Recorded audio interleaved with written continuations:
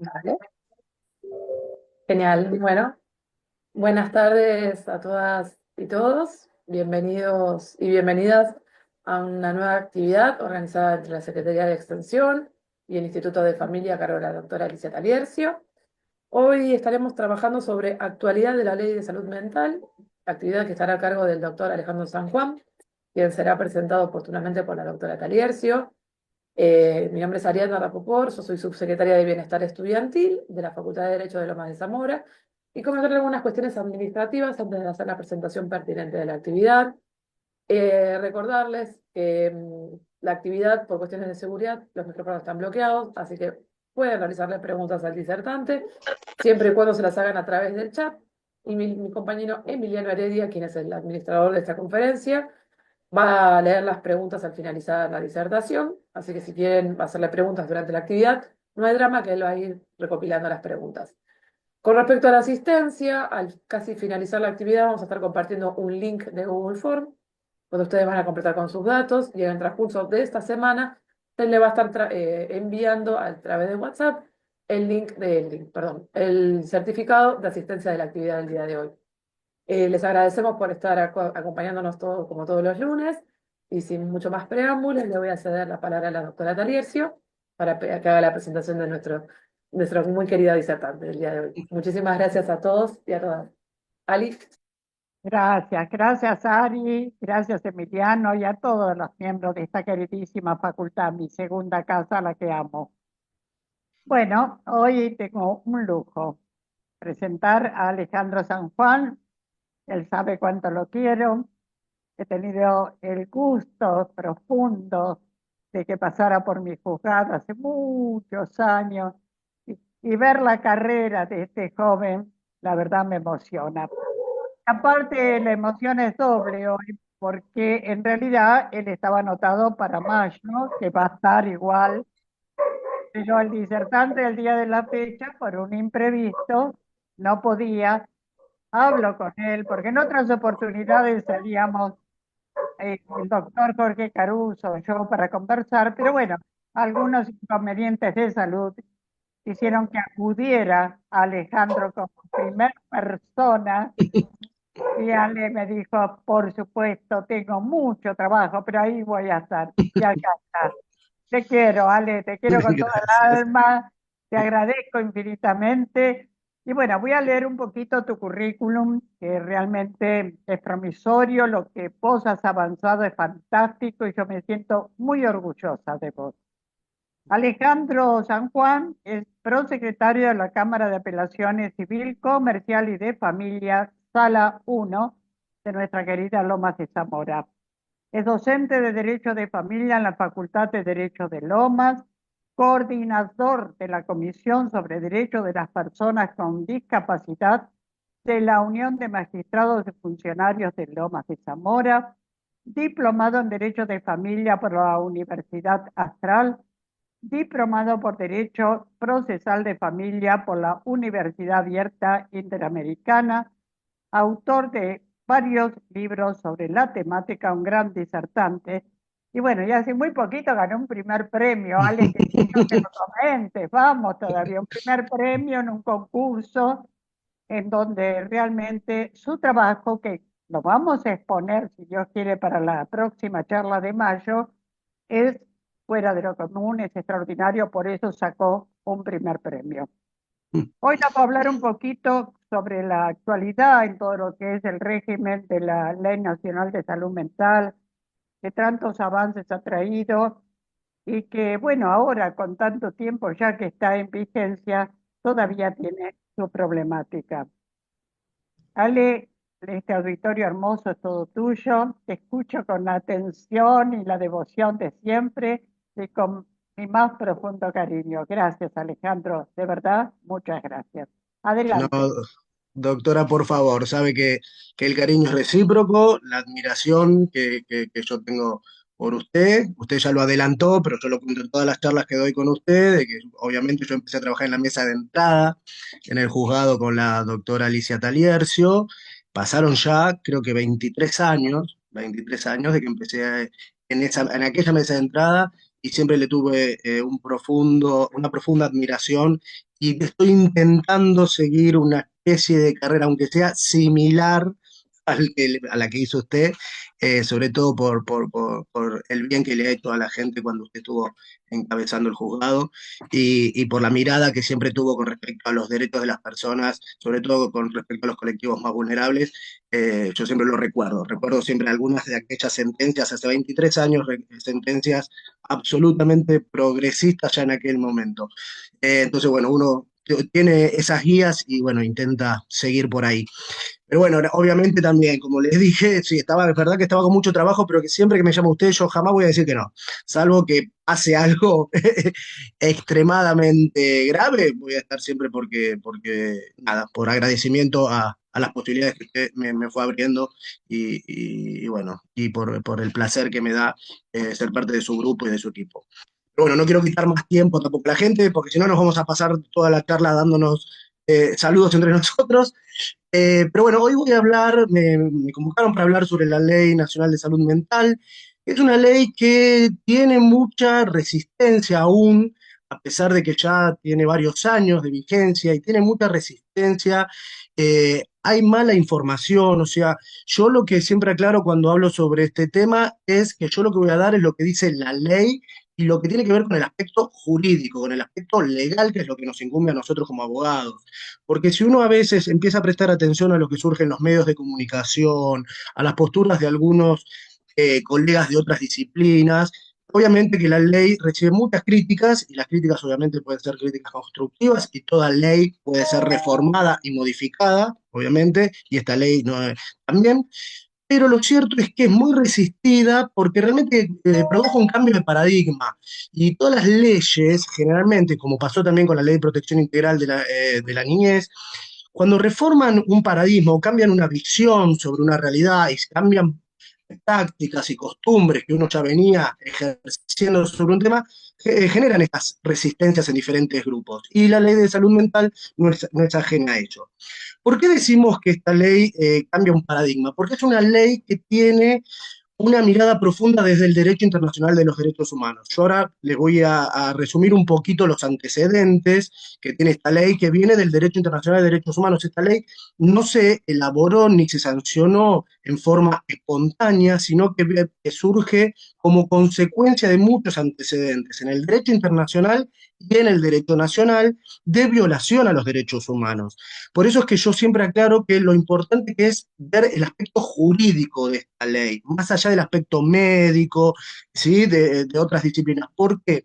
Porque es una ley que lo que intenta es garantizar los derechos de las personas que tienen alguna crisis de salud mental y que tienen que ser alojadas en un centro hospitalario, donde están, en definitiva, que es lo que dijo la Corte Suprema de Justicia de la Nación, donde en definitiva uno está privado de la libertad. El estar privado de la libertad se tienen que activar todos los mecanismos que garanticen de mayor forma los derechos constitucionales. ¿Sí? Es decir, cuando una persona está privada de la libertad, se tienen que activar una serie de mecanismos para reforzar, ¿sí?, las garantías constitucionales porque la persona, en definitiva, no está pudiendo disponer de la libertad ambulatoria. Por eso, cuando nosotros hablamos de la Ley Nacional de Salud Mental, no nos tenemos que olvidar que estamos hablando fundamentalmente de rodear a la persona internada de todos los derechos que necesita para llevar a cabo un tratamiento como corresponde, ¿sí? Pero nunca olvidar que el fin, digamos, el objetivo final de la internación tiene que ser la mejoría y la vuelta de la persona a su centro de vida, es decir, a su hogar, a su comunidad, a su trabajo, ¿sí? Porque recordemos que antes de la ley de salud mental, muchas personas han pasado por el sistema de salud, por las internaciones, y han estado aproximadamente 20, 10, 20, 30 años. Yo antes de estar en la Cámara como estoy ahora, trabajé 9 años en lo que hoy se llama asesoría tutelar. Cuando hacíamos las visitas, había personas que prácticamente habían pasado toda su vida en los hospitales psiquiátricos. Entonces, la ley viene a cambiar eso y por eso pone a la internación involuntaria como última ratio, ¿sí? Es decir, la última opción va a ser la internación involuntaria. Lo primero que se tiene que intentar son todos los tratamientos ambulatorios porque son los que van a permitir que la persona se mantenga en su centro de vida y en su comunidad y pudiendo desarrollar otro tipo de actividades y no limitar a la persona únicamente a las situaciones de salud.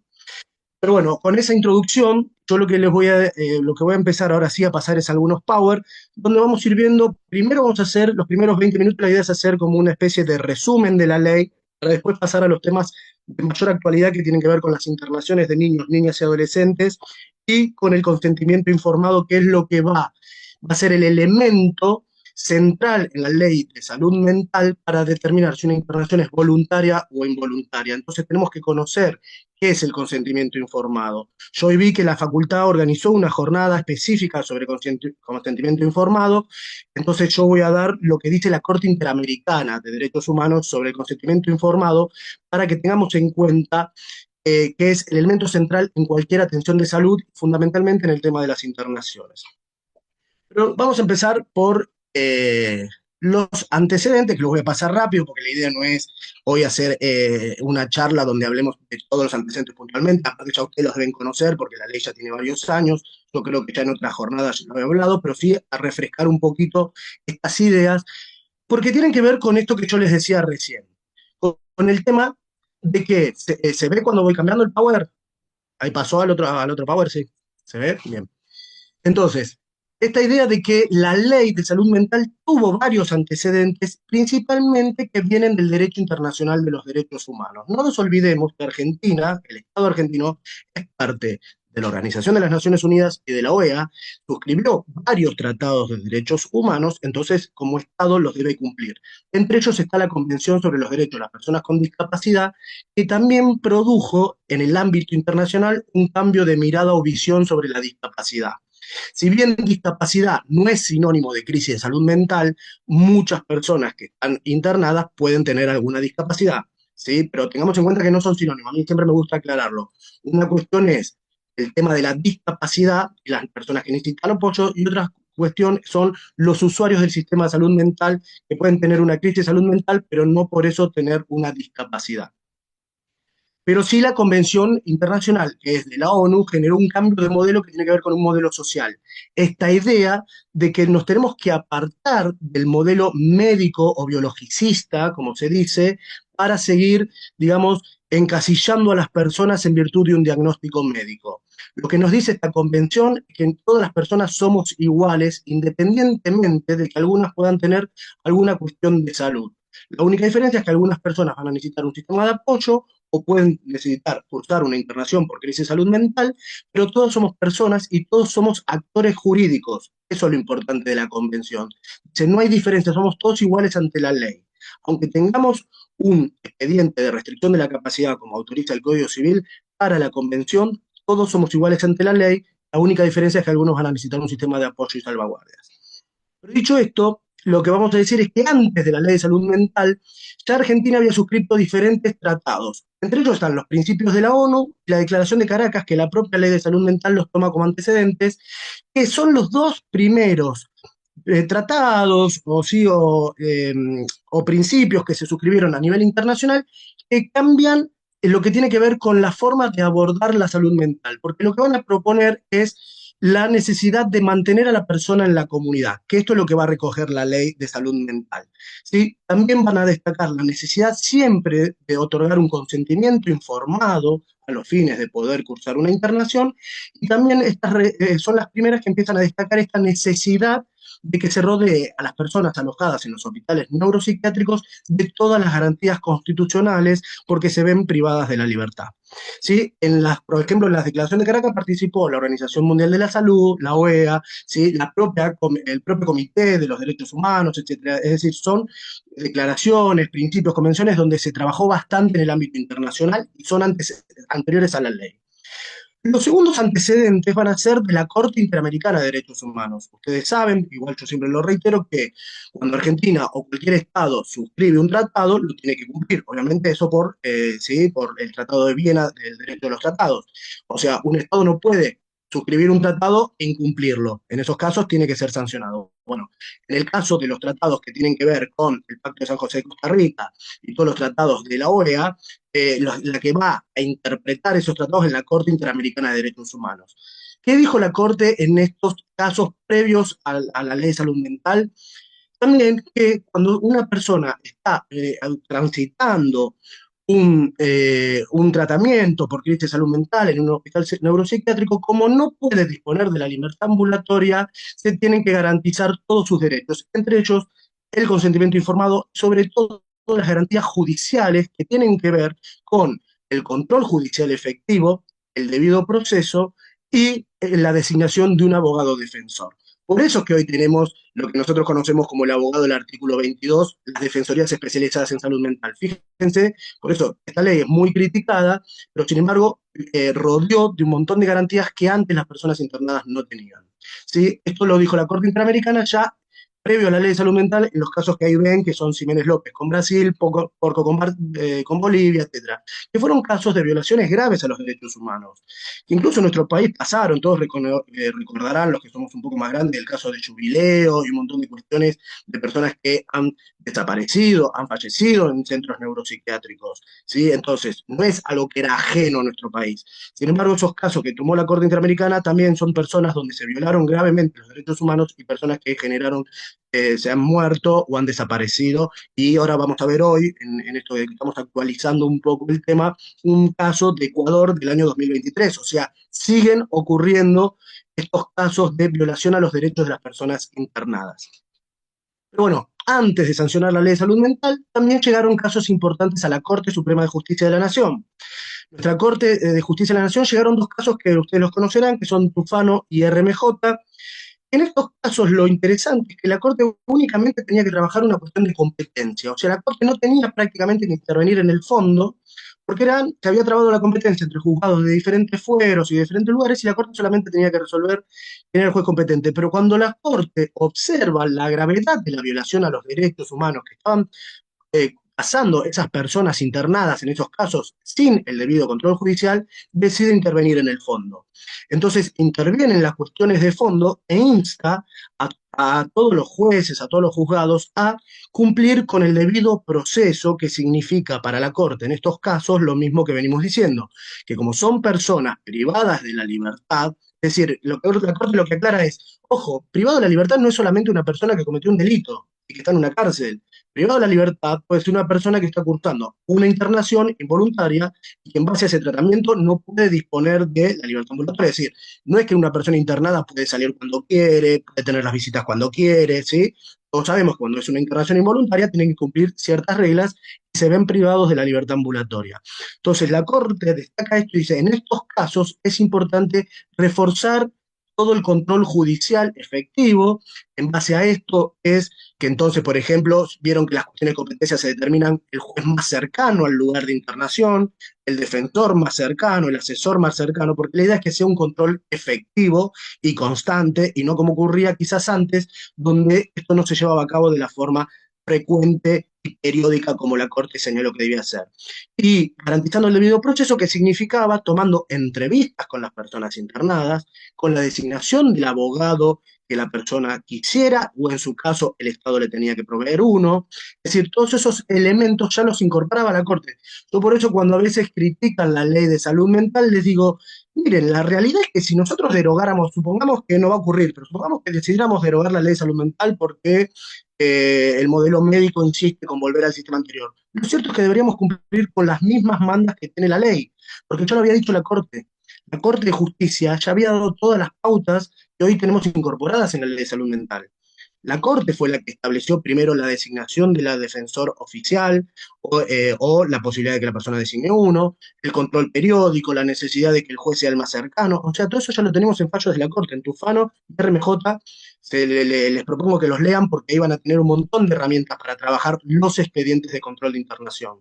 En esos fallos la Corte sienta varios estándares, es más, reitera los que ya había dicho la Corte Interamericana de Derechos Humanos. Pero bueno, ahora sí, una vez dicho de estos antecedentes, que como ven enmarcan a la ley en el derecho internacional de derechos humanos, también la ley tiene como importante esto que también trae del derecho internacional de modificar el concepto de salud mental. Fíjense qué interesante, porque acá pasa, esto es el artículo 3 es lo que cambia el paradigma, porque pasa del modelo médico exclusivo, que era el anterior, es decir, recuerdan, no sé si recuerdan todos, el Código Civil en su artículo 141, que decía que la persona cuando fuera peligrosa para sí o para tercero y tuviera un diagnóstico médico podía ser internada. Es decir, lo importante era el diagnóstico médico, por eso era un modelo médico, era jurídico pero médico. Esto cambia la ley porque dice, en realidad, la salud mental, y esto viene del derecho internacional, es un proceso, es decir, la crisis de salud mental nunca es a partir de un momento determinado. Generalmente es un proceso que se va produciendo a lo largo de los años y que va a estar determinado por diferentes elementos o componentes, no solamente el diagnóstico médico. Dice, en la salud mental también influye los componentes históricos, los socioeconómicos, porque por ejemplo una persona que no puede acceder a la salud muchas veces termina teniendo crisis de salud mental. Si uno pudiera acceder a la salud en forma temprana, generalmente no llegaría a una crisis de salud mental. ¿Sí? Culturales, biológicos, agrega obviamente lo biológico porque también es importante, y psicológicos, cuya preservación y mejoramiento implica una dinámica de construcción social. Por eso es que esta ley se enmarca dentro del modelo social, porque dice, para mantener una buena salud mental es importante satisfacer todos estos elementos. La construcción social tiene que ver también con esto, con la posibilidad que una persona con cualquier discapacidad o con cualquier diagnóstico médico igualmente pueda acceder a una buena educación, obviamente a buena salud y cobertura social, que pueda acceder también a las posibilidades de trabajo, todo eso también van a ser a su salud mental. Y eso hoy en día nosotros lo estamos observando con muchas personas, por ejemplo, internadas en el Esteves, que están haciendo un trabajo increíble, donde a partir de que empiezan a trabajar, empiezan a ir a talleres, eso repercute obviamente en la salud. No quiere decir que el diagnóstico desaparezca, obviamente el diagnóstico lo van a tener, pero el diagnóstico es solamente una parte de esa persona. Todo lo que tiene que ver con la educación, la continencia familiar o de amigos, la posibilidad de trabajar, de educarse, todo eso hace a la salud mental y al mejoramiento de las personas. Por eso es que la ley pretende esta idea de desmanicomialización y la posibilidad de que la persona sea tratada dentro de su comunidad, para no cortar los lazos sociales que repercuten siempre en la salud. ¿Sí? Está probado que una persona que no corta sus lazos, que puede trabajar, que se puede seguir educando, etcétera, seguramente va a mejorar más, además de su tratamiento médico adecuado, seguramente va a tener una mejor calidad de vida. Bien, entonces el artículo 3 es el que nos va a hacer el cambio entre el modelo médico y el modelo social, que tiene en cuenta otros elementos para definir la salud mental. ¿Qué nos va a decir con respecto al diagnóstico? Que siempre se debe partir de la presunción de la capacidad de la persona, por esto que decíamos que la internación es la última ratio, y que está prohibido presumir la incapacidad o el riesgo de daño. ¿Por qué dice esto la ley? Porque antes, ¿qué ocurría? Tanto acá como en otros países, no es solamente una crítica a Argentina, pasaba en muchos países, que una persona, si ya había cursado una internación, en algún momento volvía a tener alguna crisis de salud mental, generalmente volvía a ser internada, muchas veces sin tomar en cuenta si en ese momento el tratamiento hubiera podido ser ambulatorio o no. Como ya venía cursando internaciones, se volvía a internar a la persona, tomando en cuenta solamente los antecedentes. ¿Sí? Lo que la ley quiere o lo que la ley pretende es que la internación sea siempre que exista riesgo cierto e inminente, pero en el momento determinado de la internación y no por los antecedentes. ¿Se entiende? Y eso es lo que va a determinar también la duración de la internación. La idea es que la internación sea a los fines de superar esta crisis de salud, este riesgo cierto, y una vez que se superó, la persona pueda volver a la comunidad, ¿sí? A su hogar, porque es la forma que tenemos de que vaya mejorando en el tratamiento. Por eso se establece un plazo máximo en la duración de las internaciones, que después vamos a ver. Por eso, como consecuencia de esta prohibición de presumir la incapacidad o riesgo de daño, las internaciones se establecen como último recurso y por el tiempo más breve. Esto es algo muy criticado. La gente dice, no, lo internan 3 meses y enseguida le dan el alta. A ver, yo creo que ningún profesional de la salud va a dar el alta a una persona que todavía está en crisis. ¿Sí? El personal de la salud va a ir observando la evolución de la persona. Lo cierto es que tampoco podemos seguir manteniendo el modelo que mantenían las personas 20 años en los lugares de internación, ¿sí? Porque ninguna crisis de salud dura 20 años. Con la medicación actual, con las posibilidades de los dispositivos que tenemos hoy por ley, ¿sí? Ahora, otra cosa es que esto no lo cumplan las obras sociales, que no lo cumpla el Estado, etcétera. Pero eso no es un problema de la ley, es un problema del incumplimiento de la ley en realidad, o de las leyes. Una persona con cualquier diagnóstico que tenga acceso bien a la medicación, a un acompañante terapéutico o a un enfermero, sí, que tenga vivienda, que tenga posibilidad de trabajar, generalmente va a superar una crisis de salud en forma más sencilla que aquellos que no pueden acceder a eso. ¿Sí? Y después, como consecuencia también de esta posibilidad, imposibilidad de tener en cuenta los antecedentes, es que la ley establece la obligación de la reevaluación periódica, es decir, siempre se tiene que ir reevaluando a una persona que está internada para ver si ya superó la situación de la crisis y el riesgo cierto e inminente. Después, bueno, el artículo 7 es el que establece toda una enumeración de los derechos. Yo ahora no los voy a nombrar todos porque esto ya lo hemos visto en alguna otra charla. Sí, siempre me resulta muy importante agregar el derecho a ser informado, que tiene que ver con el consentimiento informado, porque es el elemento central de la ley para determinar el tipo de internación.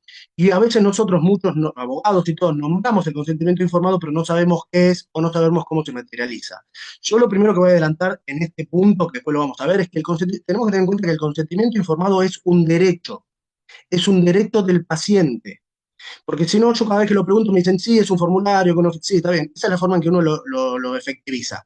Pero el consentimiento informado es un derecho que tenemos todos nosotros como pacientes frente a cualquier médico o efector de salud, de que me informen mi diagnóstico, el tratamiento que se me propone, ¿sí? Y todos los recursos con los que yo puedo acceder.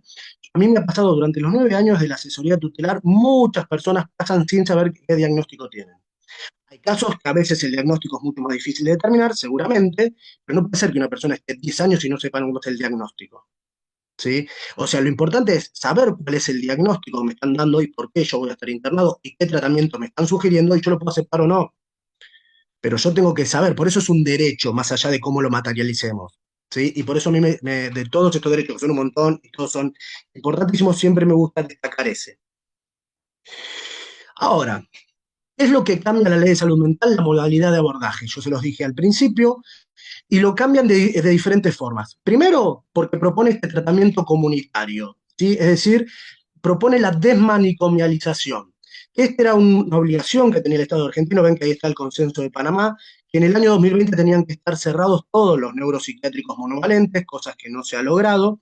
Fíjense que yo ahí les agregué algo que agregué hoy para actualizar esta temática, donde el Comité sobre los Derechos de la Persona con Discapacidad, que es el Comité de la ONU, que hace el seguimiento al tratado, dice, estamos preocupados, este informe es específico sobre Argentina del año 2023.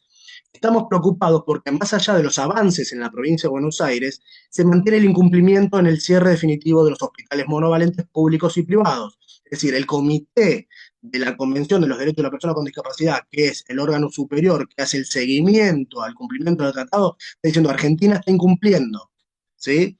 Felicita por haber hecho avances, etcétera, pero se está incumpliendo con que no se cerraron todavía los hospitales monovalentes. ¿Por qué? Porque la idea en el derecho internacional es que la salud mental sea también tratada como cualquier otra cuestión de salud.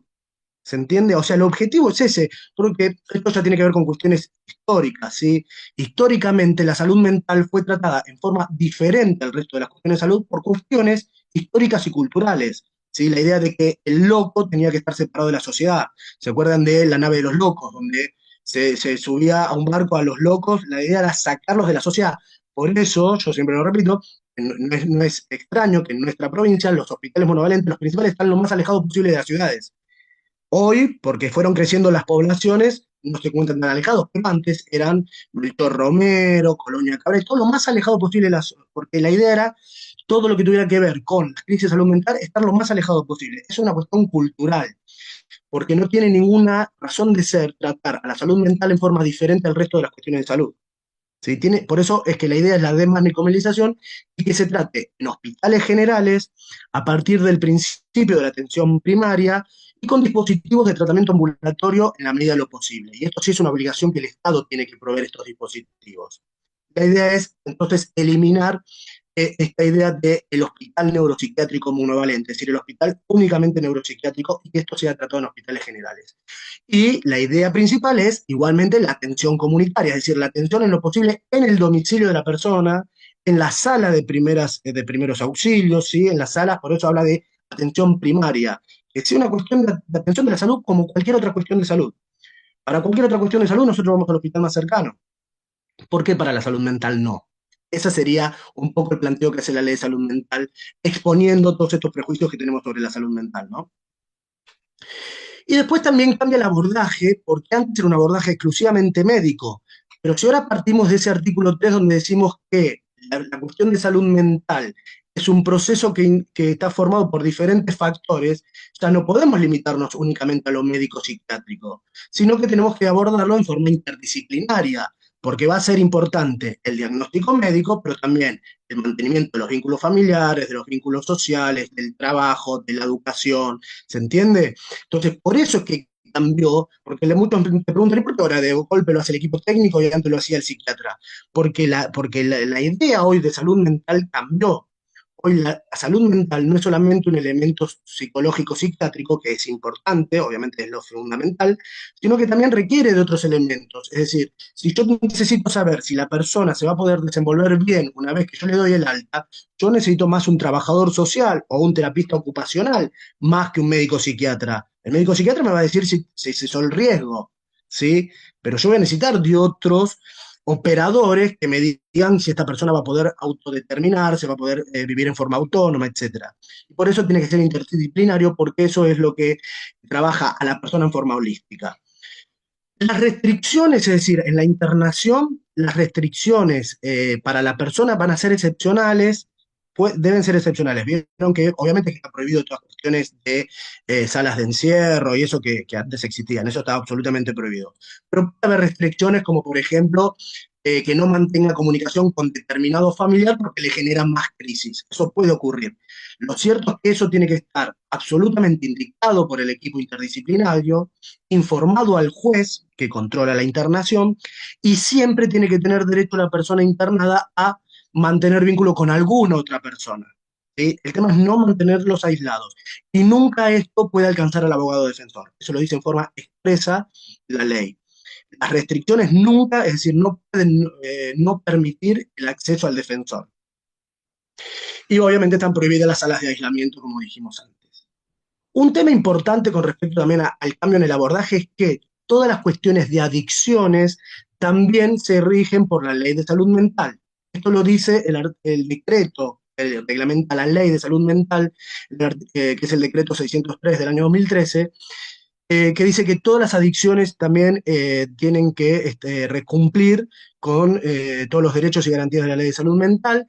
Tengamos en cuenta cuando hablamos de adicciones, no solamente las adicciones o el uso problemático de sustancias, sino que también tiene que ver con el alcoholismo, con el juego, que hoy vamos a ver está generando grandes problemas con respecto a los niños, niñas, sobre todo a los adolescentes, no tanto a los niños, pero sí a los adolescentes, la ludopatía, ¿sí?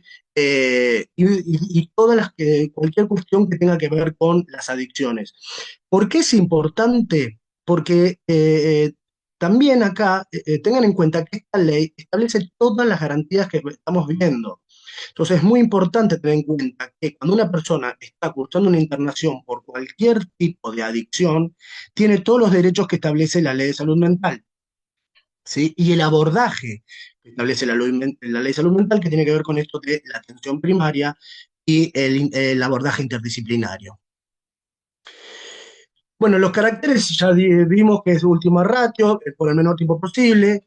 Los requisitos son siempre la intervención interdisciplinaria y la existencia de consentimiento informado. Vamos a pasar al otro, que es esto, que es lo que a mí me importa, que después lo voy a reiterar. ¿Qué es el consentimiento informado? El consentimiento informado hoy lo tenemos regulado en un montón de lugares, porque lo tenemos en el artículo 59 del Código Civil y Comercial, está regulado el consentimiento informado, pero también lo teníamos en la Ley sobre los Derechos del Paciente, 26.529. Y lo importante del consentimiento informado es esto que yo les dije antes, es que es un derecho que tenemos como pacientes a que me den una información clara, precisa y adecuada. Esto significa que no va a ser lo mismo la información y la forma en que el médico o el efector de salud tenga que dar esta información a una persona adulta, que a un niño, niño adolescente, que a una persona mayor o que a una persona con discapacidad. ¿Sí? Tiene que ser clara y adecuada a la persona, al interlocutor. Porque si a mí me dicen toda la información con con términos médicos que yo no entiendo, y muy difícilmente va a prestar el consentimiento informado en la forma adecuada. Sí, yo voy a decir que sí porque todos nosotros siempre decimos que sí, firmamos, pero lo cierto es que no está cumplido con el consentimiento informado como propone la ley. ¿Y qué me tienen que decir? Bueno, cuál es mi estado de salud, el diagnóstico, el procedimiento que proponen, cuáles son los beneficios que se esperan, cuáles son los riesgos o molestias que puede tener ese tratamiento.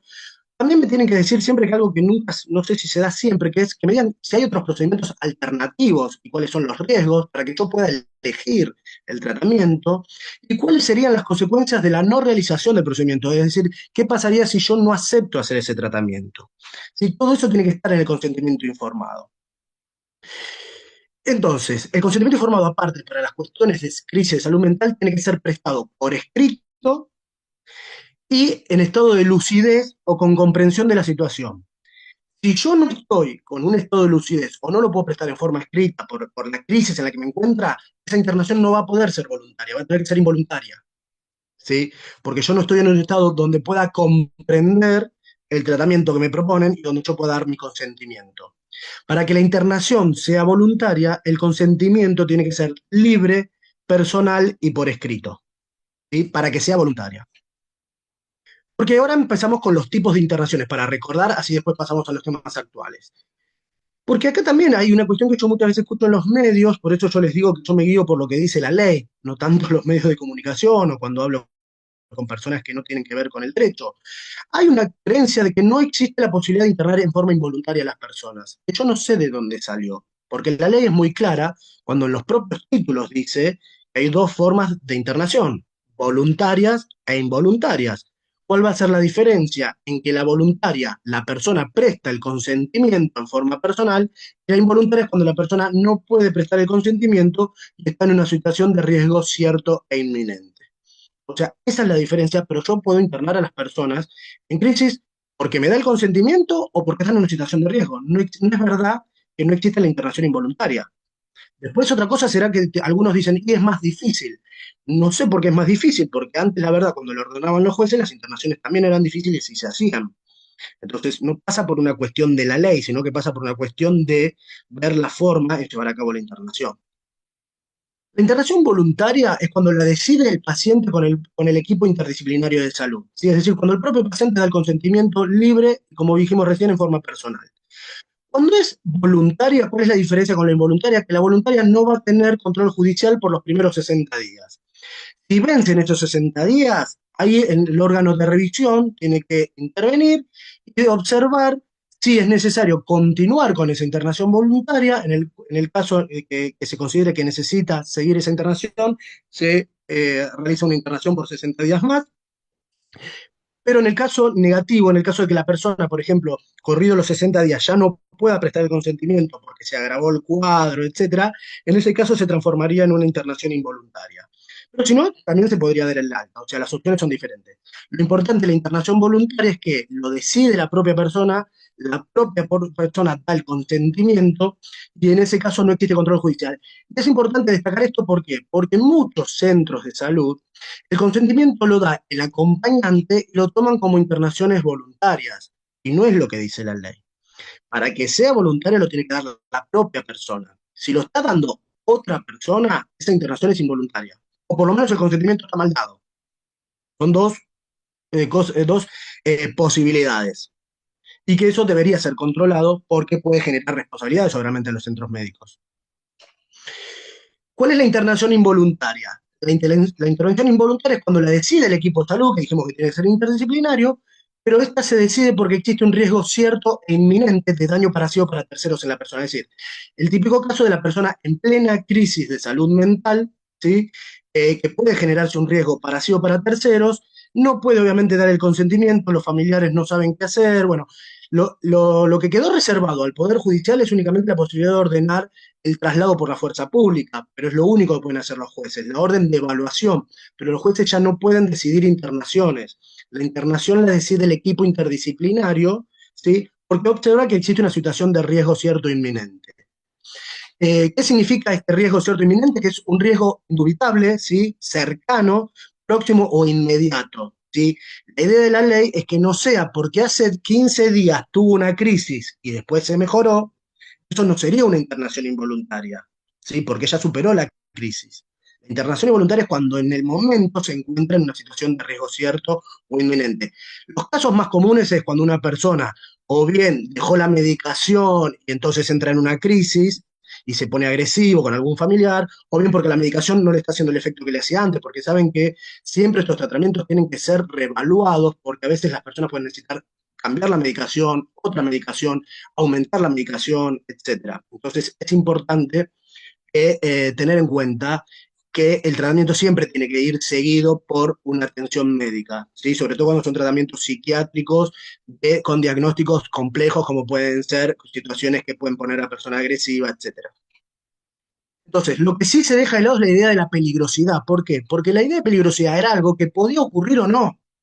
O sea, cuando se dice esta persona es peligrosa, y entonces se lo internaba porque era peligrosa, o se mantiene la internación porque es peligrosa, en realidad estamos hablando de un prejuicio, porque estamos diciendo, podría generar algo, pero yo no sé si lo está generando. Cualquiera de nosotros en ese sentido seríamos peligrosos, porque ninguno está ajeno a tener, por ejemplo, un ataque psicótico. Cualquiera de nosotros, por cualquier tipo de factor, podríamos tener una cuestión. Entonces, todos seríamos potenciales peligrosos. Por eso es que la idea quita, la ley quita la idea de la peligrosidad y lo que tiene en cuenta es el riesgo cierto e inminente. ¿Sí? Tiene que ser algo concreto, ¿sí? De la persona en crisis, actual y real. ¿Cuáles son los requisitos para internación involuntaria? Bueno, obviamente la intervención del equipo interdisciplinario, el consentimiento, que en ese caso seguramente lo va a dar algún acompañante, el dictamen profesional, que en estos casos sí necesita dos firmas, de las cuales una tiene que ser un médico psiquiatra o un psicólogo, tiene que ser dispuesta como un recurso terapéutico excepcional y con ausencia de otro recurso eficaz. Es decir, en aquellos casos en que no sea posible una atención ambulatoria, ¿sí? Porque el riesgo es cierto, inminente, entonces no serviría un tratamiento ambulatorio. Pero ha habido posibilidades, por ejemplo, de tratamientos en la casa, ¿sí? Con la ambulancia que va a la casa y la crisis se supera ahí, con lo cual se evita una internación. Pero bueno, en principio, cuando se cumple con estos requisitos, se puede hacer lugar a una internación involuntaria. La internación involuntaria, la diferencia también de la voluntaria es que sí exige control judicial. Entonces, ¿qué pasa? Cuando una persona es internada en forma involuntaria, dentro de las 10 horas, el centro de internación tiene que informar al juzgado. ¿Sí? Estas 10 horas son solamente para informar al juzgado. Después tienen 48 horas para remitir todos los antecedentes, ¿sí? Porque a veces algunos médicos entienden que en las 10 horas tienen que remitir la historia clínica y todo eso. No, solamente informar la internación. Después tienen 48 horas para notificar todo lo que sea necesario. ¿Por qué? Porque el juez lo que va a observar es si están dados los requisitos para una internación involuntaria, es decir, si realmente está verificado que haya existido riesgo cierto o inminente, ¿sí? Que lo haya hecho un equipo interdisciplinario. Observado eso, el juez puede aprobar la internación, pedir informes ampliatorios o rechazar la internación. Si observa que no están cumplidos los requisitos, puede rechazar la internación, con lo cual se le debe dar de alta en forma inmediata, ¿sí? Porque recordemos que siempre está en juego la libertad ambulatoria. Pero en la internación involuntaria lo que tiene sí es un control judicial más exhaustivo, que el juez debe recibir los informes de los centros de salud cada 30 días durante 90 días. ¿Sí? A los 90 días se debe observar si la persona continúa con la necesidad de la internación o no, por eso que dicen que las internaciones son más cortitas, porque son de 3 meses, pero puede continuar. Lo que exige la ley es que en todo caso, en ese caso, sea evaluado por otro equipo interdisciplinario. ¿Sí? Es decir, a los fines de continuar las internaciones o prolongarlas más tiempo, lo que necesitan es que intervenga el órgano de revisión, que nosotros lo tenemos en la Defensoría del Pueblo, en la provincia de Buenos Aires, y que en ese caso también la evaluación la haga otro equipo interdisciplinario a ver si tiene la misma opinión o no. ¿Sí? Porque siempre tenemos que estar por el principio de capacidad, no el de incapacidad. ¿Hasta acá está claro? Pasamos a los temas más actuales. Estamos más o menos bien con el tiempo, sí. Total, voy rápido. Yo hablo rápido, así que vamos rápido. Un tema importante que se está planteando mucho es el tema de la internación de los niños, niñas y adolescentes. Con respecto a esto, lo que tenemos que tener en cuenta a grandes rasgos es que la ley de salud mental lo que nos va a decir es que cualquier internación por crisis de salud mental de un niño o adolescente siempre es considerada una internación involuntaria. ¿Sí? ¿Por qué es esto? Porque las internaciones involuntarias son las que exigen control judicial, que son las que imponen un mayor control para que no se violen los derechos de la persona internada. Entonces, cuando son menores de edad, la propia ley establece, no importa acá si pueden prestar el consentimiento o no, ahora vamos a ver en principio qué pasa con los adolescentes, pero en principio no importa si pueden prestar el consentimiento o no. O sea, acá no me exige el riesgo cierto o inminente. Acá lo que me exige es si es menor de edad, la internación va a ser considerada involuntaria. ¿Sí? Y entonces se va a proceder de acuerdo también a la normativa nacional e internacional de los derechos del niño.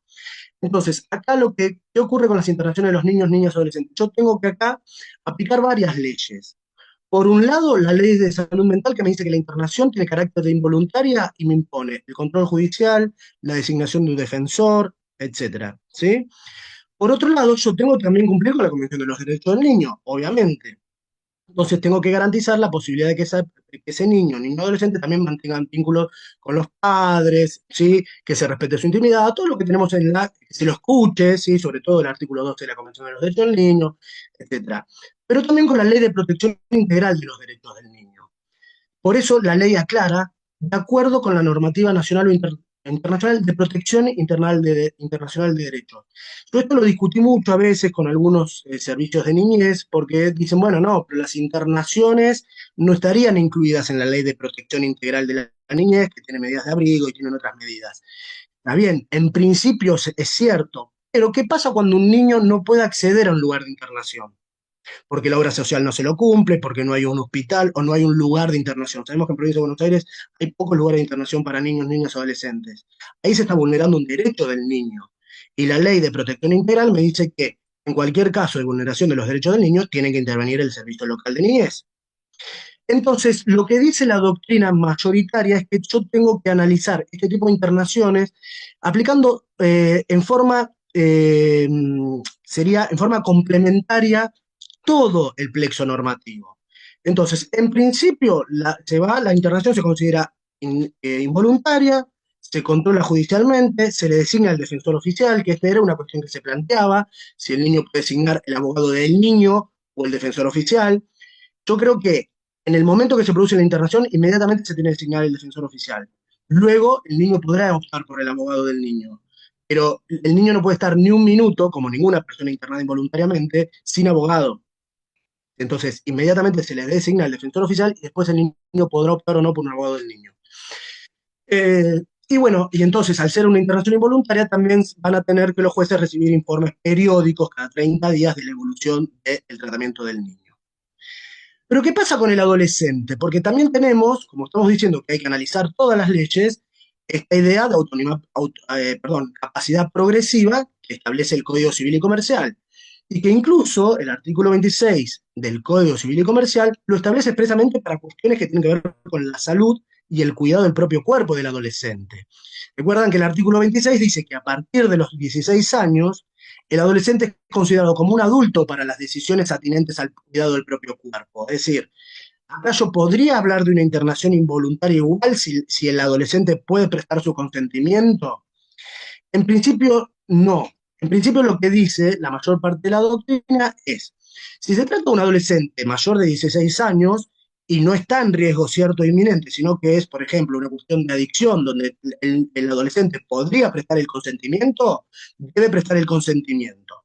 ¿Sí? Y entonces sería como una internación voluntaria, pero con el debido control judicial igualmente. Entonces, de esa forma, y se aplican las dos normativas. ¿Sí? Es decir, va a tener control judicial para evitar que haya violación o vulneración de los derechos, porque si bien es considerado como mayor, todavía sigue siendo menor de edad, pero puede prestar el consentimiento, ¿sí? Y también se le debe designar un defensor. Entonces, tenemos que hacer aplicación de ambas normativas, pero lo cierto es que esto no está en la ley, todavía no ha habido fallos y concretos sobre esta cuestión. Sí sobre la designación de abogado defensor en las internaciones involuntarias de menores de edad. Sobre eso incluso las cámaras ya han dicho que corresponde la designación del defensor oficial y que si luego el niño quiere designar un abogado, no hay ningún inconveniente, pero primero designar el defensor oficial. La idea, ya les digo, es que estén todas las personas internadas siempre rodeadas de las garantías judiciales del debido proceso.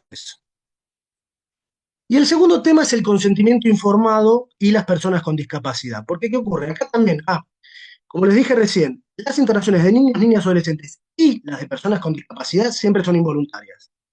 Entonces, que esto a veces hay determinados efectores judiciales que no lo observan. Si yo Si a mí me informan una internación de una persona que yo en el juzgado, yo ya tengo un expediente de restricción de la capacidad, esa internación va a ser siempre involuntaria. ¿Por qué? Porque yo en principio ya tengo una persona que tiene un certificado de discapacidad, entonces en principio es una internación de una persona con discapacidad y entonces va a ser siempre involuntaria. ¿Sí? Eso es importante para rodearlo de todas las garantías, para poder designarle el abogado y todo inmediatamente. Ahora, ¿qué nos dice la Corte Interamericana? Acá les traje un fallo que ya tiene 2, 3 años, pero que no fue muy difundido y que es fundamental con respecto al consentimiento informado. Acá la Corte Interamericana de Derechos Humanos nos dice cómo tenemos que proceder con el consentimiento informado, más allá de lo que leímos antes de la Ley de los Derechos del Paciente. Dice, el consentimiento informado es un elemento fundamental del derecho a la salud, es decir, es un elemento básico en la relación médico-paciente. No puede nunca faltar, siempre tiene que estar, en cualquier atención de la salud. Dice, el Comité sobre los Derechos de la Persona con Discapacidad viene observando que muchas personas con discapacidad se ven privadas de la libertad en instituciones contra su voluntad, sin su consentimiento o con el consentimiento del sustituto en la adopción de las decisiones. Esto que yo les decía algo. El Comité de la Convención de los Derechos de las Personas con Discapacidad viene observando que hay muchas internaciones de personas con discapacidad que ni siquiera les preguntan por el consentimiento informado, sino que el consentimiento lo da el acompañante, el progenitor, etcétera. Es lo más común, yo lo he visto mucho cuando hacíamos visitas. Y eso está mal. ¿Por qué? Porque el consentimiento siempre es personal, en principio mientras se pueda. Sí, va a haber excepciones, pero son precisamente limitadas esas excepciones. Entonces, el propio comité dice, esto es un problema habitual y constituye, fíjense la gravedad, para la Corte dice, esto constituye una violación al derecho a la personalidad jurídica, a la libertad personal y el derecho a la salud. Este caso, Huachala Chimbó contra Ecuador, es una persona que es ingresada en un centro hospitalario neuropsiquiátrico y de un día para otro desaparece y nunca más se supo dónde está esa persona. La realidad es que hasta el día de hoy nunca se supo dónde está el señor Guachala Chimbó. La familia hizo reclamos judiciales, tampoco obtuvo respuesta y esto llega a la Corte Interamericana. La Corte Interamericana observa que la persona ni siquiera le pidieron el consentimiento para saber si esa persona aceptaba o no someterse a un tratamiento. Bien, lo que le va a decir la Corte es el consentimiento informado es una decisión previa de aceptar o someterse a un acto médico, siempre obtenida de forma libre, si no, no es consentimiento, si no será el consentimiento dado por el representante, pero no es mi consentimiento, si no lo doy en forma libre. Y luego de obtener información adecuada, completa, fidedigna, comprensible y accesible, es decir, ¿qué nos dice? En el caso de personas con discapacidad, obviamente la información va a tener que darse en forma adecuada a la realidad de esa persona. Y nos dice, como, fíjense, esto lo dice la Corte, como regla general, el consentimiento es personal, es decir, la regla es que lo tengo que dar yo al consentimiento. En tanto, tiene que ser brindado por quien se somete al procedimiento.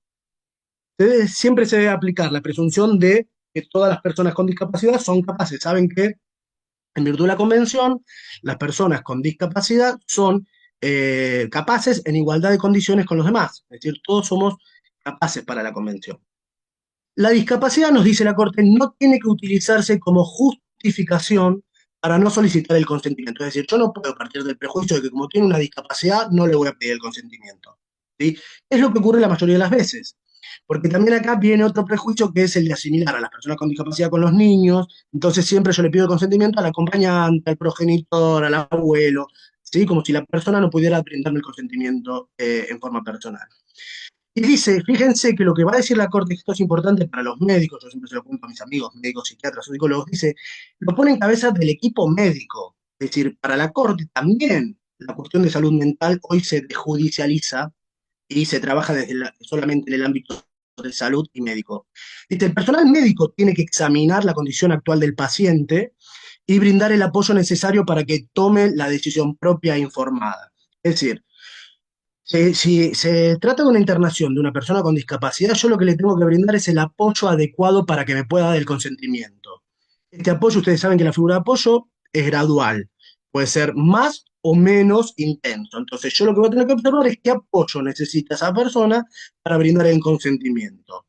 El personal médico debe velar porque se efectúe la consulta apropiada directamente con la persona con discapacidad y garantizar, en la medida de lo posible, que los que prestan el apoyo no sustituyan la voluntad. Es decir, El personal médico tiene que observar cuál es el apoyo que necesita la persona con discapacidad para dar el consentimiento médico. Y también tiene que observar que las personas que le brindan el apoyo no sustituyen la voluntad. Es decir, si la persona con discapacidad dice, yo no quiero este tratamiento, el apoyo dice, no, pero sí, él quiere, yo tengo que estar por lo que me dice la persona con discapacidad. ¿Sí? En todo caso, después tendré que evaluar cuál será la estrategia a seguir, pero no puedo sustituir la voluntad de la persona. Y dice, sí va a poder actuar sin el consentimiento, es decir, cuáles son las excepciones al consentimiento personal cuando se trata de un tratamiento médico quirúrgico inmediato, es decir, cuando la gravedad o la urgencia o emergencia de la situación amerite que el médico tenga que intervenir igual. Pero esto ocurre tanto para las personas con discapacidad como para cualquier persona. Los médicos pueden intervenir sin el consentimiento informado cuando se trata de situaciones inmediatas, urgentes o emergencias donde está en juego la vida o la salud del paciente. ¿Sí? Ahí sí yo puedo intervenir sin el consentimiento informado. El Comité sobre los Derechos de las Personas con Discapacidad incluso agrega, fíjense la garantía, incluso en los casos de crisis se debe prestar el apoyo y proporcionar la información adecuada. Solo en el caso que no haya directivas anticipadas y luego de realizar los esfuerzos considerables para obtener el consentimiento y que esto no sea posible, ahí yo puedo acudir al consentimiento por representación, que es el que me da el familiar. Pero solamente cuando yo ya observo que primero no existen directivas anticipadas y que luego yo realicé todos los esfuerzos para designarle un apoyo a la persona con discapacidad para que me lo pueda brindar en forma personal, y todo eso no tiene efecto, en ese caso sí yo puedo acudir entonces al consentimiento del representante. ¿Sí? Incluso esto, tengan en cuenta que esto que dice la Corte Interamericana, el caso Guachala Chimbó, que es obligatorio para nosotros, ¿sí? Porque viene de la Corte, que es la que interpreta las convenciones, esto incluso es mucho más amplio que lo que nos dice el Código Civil con respecto al consentimiento informado. ¿Sí? El Código Civil se quedó corto con respecto a esto. El Código Civil habla de la posibilidad de que lo dé el representante y no establece estos casos. Los casos son, el consentimiento lo tiene que dar en forma personal, si necesita apoyo le tengo que brindar el sistema de apoyo, únicamente yo podría intervenir si se trata de una cuestión urgente que pone en riesgo la vida o la salud del paciente, si solamente voy a poder acudir al consentimiento por representación cuando yo haya agotado todos los esfuerzos para que me lo den en forma personal. ¿Sí? Y bueno, creo que llegué bien a tiempo, ¿no, doctora? Con el tiempo llegué. Bueno, ese era el último tema. Ahora sí estoy abierto a todas las preguntas, etcétera. Creo haber abarcado lo más posible. Lo reduje bastante. Pero Eh, bueno, quedo a disposición. sí, Alejandro, hay una pregunta de Sí. Valeria. ¿Cómo sería en la práctica en el caso de internación involuntaria de persona mayor de edad? Tenemos un familiar adicto y en un episodio de violencia extrema llamamos a la policía y bueno, lo derivaron a un hospital. ¿Así comenzaría el proceso? En realidad sí, a ver, a ver, vos con respecto a una persona que está en una situación de riesgo cierto e inminente, sea por este caso que vos me decís, porque está con una situación de consumo problemático y agresivo, para sí o para terceros, vos tenés varias opciones. Una es acudir a la policía, otra es acudir, en ese caso sí, al juzgado para que te ordenen la fuerza pública para que lo deriven hasta el hospital que lo evalúen.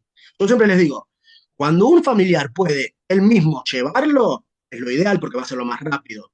Pero si no, vos siempre podés acudir a la fuerza pública que te lo puede ordenar. O vas directamente a la comisaría, pero muchas veces la comisaría te dice, no, necesito el oficio del juzgado, entonces lo empezás por el juzgado. El juzgado lo único que te va a ordenar es la fuerza pública para trasladar la persona a un hospital para que un equipo interdisciplinario evalúe la situación de riesgo inminente y ellos lo derivan al centro de internación adecuado.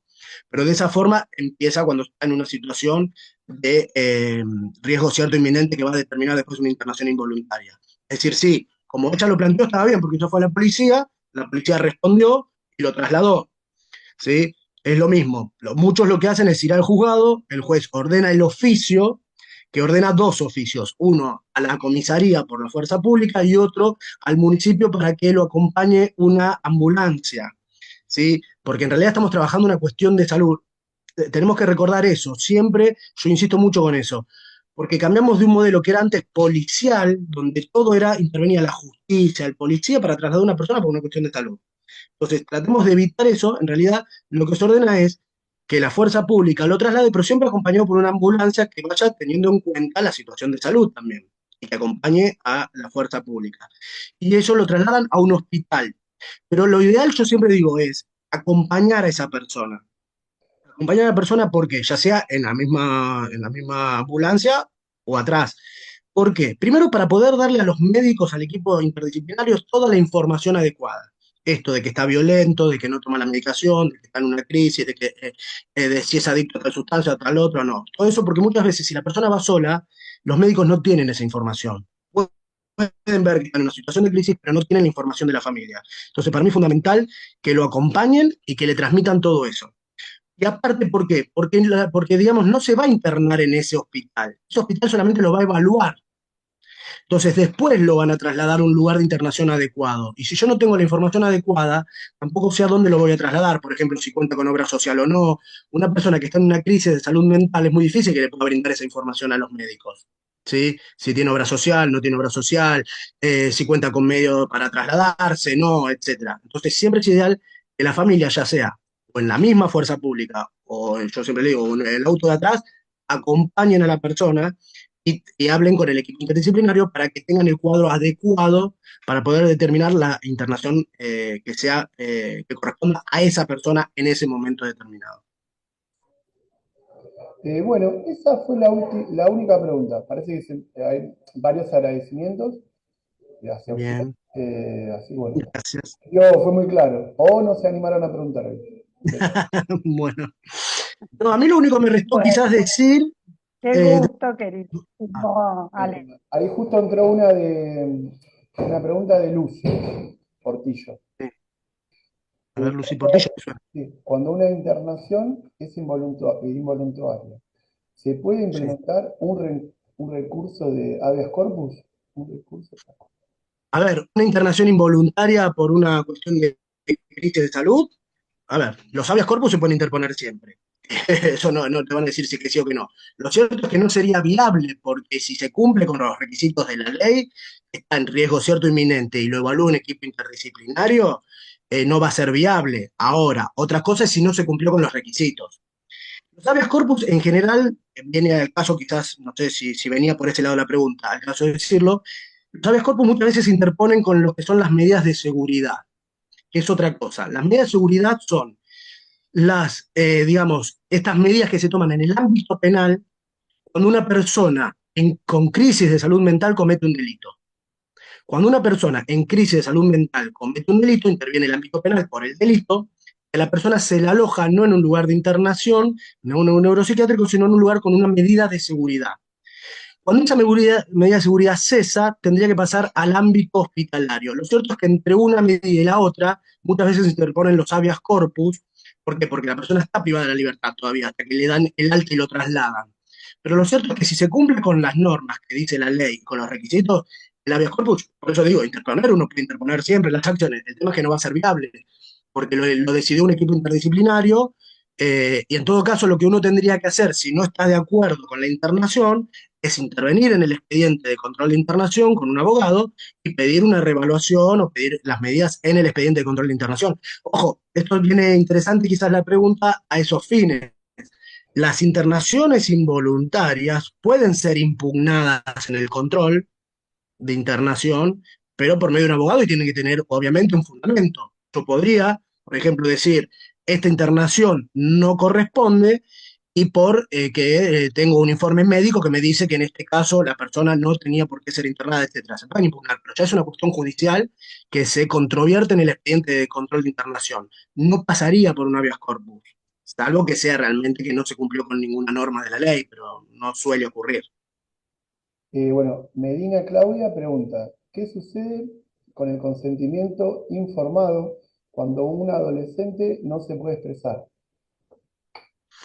Cuando un adolescente no se puede expresar, a ver, esto que decíamos recién, como venían los pasos de la Corte Interamericana, en principio tiene que ser forma personal, el equipo médico tiene que agotar los esfuerzos por todos. Vieron que el Código Civil cuando habla también a los fines de las audiencias con las personas con discapacidad, dice que se tienen que implementar todos los medios y formas, es decir, plataformas. Hoy tenemos un montón de medios, por ejemplo, para las personas que son hipoacúsicas, o sea, uno tiene que adaptar agotar las herramientas que uno puede hacer para ver si la persona puede prestar el consentimiento.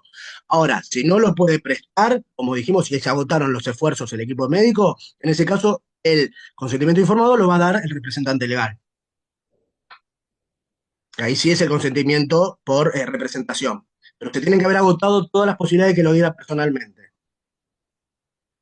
Florencia pregunta, eh, cuando una persona está agresiva y la familia quiere recurrir al hospital más cercano, el hospital no te quiere recibir por no tener una historia clínica de esta persona, ¿cómo puede hacer? A ver, lo primero que te voy a decir con respecto a eso es que la propia ley de salud mental dice que los hospitales no pueden no recibir a una persona en crisis de salud mental y es considerado un acto de discriminación. Cuando yo trabajaba, perdón, ya estoy en confianza. Cuando yo trabajaba en la asesoría tutelar, lo he hecho algunas veces. He librado oficios al Ministerio de Salud haciendo saber que algún hospital no intervino en un caso de crisis de salud mental, porque la propia ley dice que no pueden no tomar a las personas, por más que sabemos que en la práctica puede ocurrir, pero lo cierto es que nosotros como abogados tenemos que saber que eso es un acto de discriminación y que la propia ley lo toma como un acto de discriminación. Entonces uno puede hacer una denuncia, ¿sí? Porque lo deben tomar. Ahora, lo que hacemos todo igual en la práctica es, más allá de hacer la denuncia, entonces sí, yo voy al juzgado y manifiesto esta situación de que no lo tomaron, no lo tomaron y entonces el juez me va a ordenar por oficio más allá de las sanciones hacia el hospital, ¿sí? Pero me va a ordenar el oficio para que lo evalúen. Lo cierto es que la idea es que cada vez se necesite menos el juzgado, porque la idea es que uno pueda ir lo más próximo. A ver, cuando uno tiene cualquier enfermedad va directo al hospital. ¿Por qué ahora voy a tener que ir a un juzgado para después ir al hospital? O sea, esa es la idea base de la ley. Entonces, ante la omisión, sí la ley me autoriza a que el juez ordene, en ese caso, la evaluación y lo que se hace es librar un oficio para que lo tomen. Y yo le digo, independientemente de la denuncia que se hace por acto discriminatorio por no haber podido, por no haber tomado a la persona en crisis de salud mental. Eso lo dice la propia ley. No se puede no atender a una persona en un hospital público por crisis de salud mental.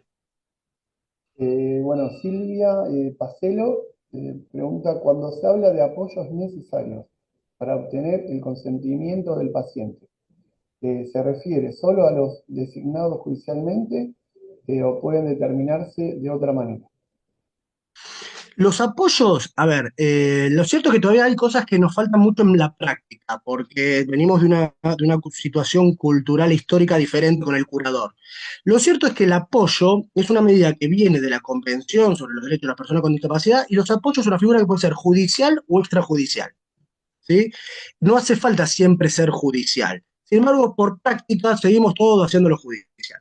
Lo cierto es que no, porque la idea precisamente del apoyo es que sea la persona de confianza y puede ser un familiar, pero la idea también es que el apoyo es flexible en el sentido que puede ser más de una persona. Esa es la diferencia también con el curador. ¿Se acuerdan que con el curador se discutía que tenía que ser uno solo, igual que el tutor? Después se amplió a dos. El apoyo, el propio comité, que yo les recomiendo a todos los que les interese el tema del apoyo, lean la observación general 1 del Comité sobre los Derechos de Personas con Discapacidad, que es la que define bien los apoyos. El apoyo puede ser judicial o extrajudicial y puede ser personal, puede ser institucional y pueden ser muchos más de uno. Entonces yo puedo asignar un apoyo, por ejemplo, para el cuidado de la persona, otro apoyo para las actividades administrativas, otro para brindar el consentimiento informado, puedo asignar a un abogado como apoyo para que él controle cuando yo tengo que dar el consentimiento informado, etcétera. O sea, eso depende de la creatividad del juez siempre y de nosotros como efectores judiciales, porque el apoyo es flexible y no tiene una definición cerrada. Puede ser un contador para manejar las cuestiones administrativas, puede ser un amigo, etcétera. Ya no tenemos esa rigidez que tenía el código anterior. ¿Se acuerdan que tenía que ser familiar? Primero venían los padres, después venía el cónyuge. Eso ya no. Es una figura flexible a la situación. La idea, Silvia Fernández lo define como un traje a medida. La idea de que sea para cada caso particular el apoyo necesario y para cada momento. Por eso, vieron que las sentencias hoy son revisables, porque la idea es que los apoyos sean los adecuados a un momento determinado. Quizás un apoyo o tres apoyos que yo necesité hace 10 años, hoy ya no los necesito. Hoy necesito un apoyo más que tenga que ver con otra cosa, ¿sí? Entonces, por eso es que las sentencias se revisan cada 3 años, para que sea adecuado al momento determinado. Bueno, leemos la última, porque si no se nos corta el Zoom. Dale. Si en el trabajo te despiden por certificado psiquiátrico, ¿estamos en un despido discriminatorio? Y ahí ya habría que ir por la ley de contrato de trabajo, pero sí, supongo que sí. Sí, lo que pasa es que nadie te va a decir que te despidió por eso. Sería raro que te digan que te despidieron por eso. Pero sí, sí, sí, obviamente es un acto discriminatorio. Ahí ya, bueno, en la convención, fíjense que la convención, y yo acá agrego un poquito más, que a mí me gusta también hablar de personas mayores o adultos mayores. Tenemos también la Convención Interamericana sobre los Derechos Humanos de Personas Mayores, que en lo que tiene que ver con la cuestión de igualdad ante la ley, tiene el mismo artículo que la Convención para las Personas con Discapacidad. No porque sean consideradas cuestiones de discapacidad, pero sino que el artículo habla de igualdad ante la ley en los mismos términos. Y ambas convenciones tienen artículos específicos sobre derecho a acceder al trabajo y discriminación. Entonces, para esos casos, puntualmente usen ahí, pero igualmente en ese caso sería más por una ley de contrato de trabajo. Pero la convención, que está por encima de la ley de contrato de trabajo y por encima de las leyes nacionales, fíjense que tienen siempre capítulos específicos sobre cuestiones laborales, para el que haga laboral. Perfecto. Muchas gracias. Bueno, le voy a No, pasar nada. la palabra a Alicia, que siempre ella nos cuenta de la próxima Nos conferencia. adelanta. Siempre. Gracias. Gracias, gracias, gracias. La verdad, Alejandro, brillante, clarísimo. Cuántas cosas me hacías recordar de la época de jueza. Y hay un puntito que voy a resaltar por lo que me ha tocado vivir. Yo, vos lo sabes bien, siempre he recorrido todos los lugares donde estaban internados, los públicos y los privados. Es más, Doc, cuando yo dije lo de que antes no se visitaban tanto, iba a ser la excepción, pero ya era demasiado chupa media. No lo dije porque yo me acuerdo que usted, es más, creo que los días viernes se lo tomaba para ir a ver los lugares internacionales. Exactamente, Y no me acuerdo mal. los viernes eran para hacer la recorrida. Y vos sabés que dentro de los derechos del paciente está el acompañamiento familiar, lo presentaste vos recién en una de tus filminas, y yo he encontrado que la falla mayor era ese punto. ¿Y qué daño le hacen a la persona? Voy a contar solo 2 segundos. En un caso, una mujer a los 25 años había tenido una crisis. La internaron. Hablo antes de la ley, de la nueva ley. Cuando yo la voy a ver, allá por el 96, 97, que es cuando empezamos a trabajar, tenía 75 años. Hacía 50 que estaba internada. A mí me desesperó la situación, hablé muchísimo con ella, hablo con los médicos me dicen, pero esta mujer está acá socialmente, porque había Claro. muchísimos casos. ¿Vos te acordás, Ale? Sí, ¿Cuántos sí. casos veíamos que eran casos netamente sociales? Y antes de la ley se podía hacer poco. Ah, Y habían llegado a un extremo tal de que en vez de ir a visitarla una vez por semana, mandaban una persona paga que le llevaba cosas de higiene o golosinas o algo por el estilo. Cuando yo hablo con ella para ver si quiere ir con alguno de sus parientes, su respuesta fue, yo ya no los recuerdo, ya no claro. sé qué son. Por eso traigo esto. Después se hizo otra situación. En esa época no había la posibilidad de tener tantos sistemas de apoyo, pero de mi parte yo dividí tareas en un grupo de familia, cada uno hizo una tarea diferente y la mujer pudo salir. Pero a lo que voy, que fue forzado, y Sí. todo esto fue porque intervine de alguna manera, me impuse de alguna manera, pero esa persona había perdido 50 años de su vida. Sí, Entonces, yo le iba a agregar algo, resalto Doc. ¿Cuánta gente NN había en esa época? cuántos NN, ni el nombre teníamos todavía. nombres teníamos todavía. Por eso lo que se avanzó es muchísimo. Para mí la ley de salud mental es fantástica y tenemos que seguir mejorando, interpretándola y mejorando las aplicaciones prácticas referentes a la misma. Bueno, Ale, Bueno. no hablo más, perdón. Hoy es No, un tema no, que me no, yo apasiona. comparto lo mismo, comparto lo que usted dice. Lo cierto es que uno ve los cambios, hay muchas casas de medio camino, hay muchos hospitales que se fueron abriendo y que las personas vuelven. Hay Les recomiendo también que el año pasado hicieron una nota en Telefe Noticias con respecto al Esteves, que hablan las propias usuarias de cómo les cambió la vida la posibilidad de salir del hospital, porque he tenido gente del 80 en el hospital y realmente pasaba lo que dice la doctora. Yo he tenido gente donde viviendo en la casa de la persona que estaba internada con alta, pero que no lo tomaban en su propia casa los familiares. La persona seguía internada con alta. Entonces, uno veía todo eso. La realidad es que la ley, de poner un mayor control, también generó cambios importantes. Falta muchísimo, pero cambió muchísimo. Así que gracias, doctora, como siempre, para usted. Gracias a vos, queridísimo Emiliano, Alejandro. Gracias, de verdad. Mil gracias. Y bueno, por supuesto, en mayo estamos de nuevo con este premio que te has ganado. Quiero que desarrolle la temática. Por ahora me callo, va a ser sorpresa.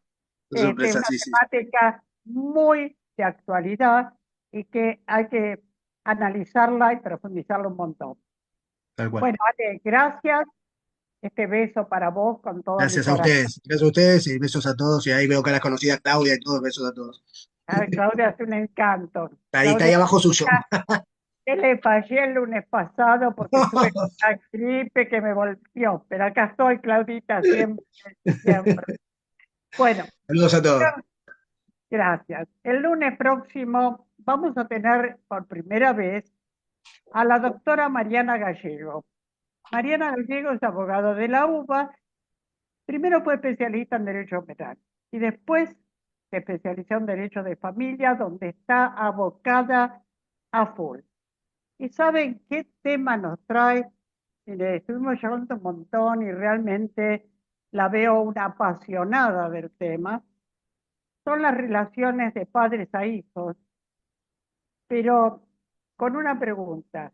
¿Hay realmente obstrucción en esas relaciones? Entonces, bueno, esto lo vamos a desentrañar, si Dios quiere, el próximo lunes. Y acá voy a estar con todos y cada uno de ustedes, a los que saben cuánto quiero. Les mando un beso desde el fondo de mi corazón. Gracias, Pamela Kiss, por estar desde Misiones. Gracias. La verdad es un lujo desde Misiones. Gracias a todos y cada uno. A Lucio Portillo, que nunca falla. Y por supuesto a mi queridísima este, Claudita Medina. Un beso para todos. Gracias, Emiliano. Nos vemos. El Gracias, lunes Emiliano.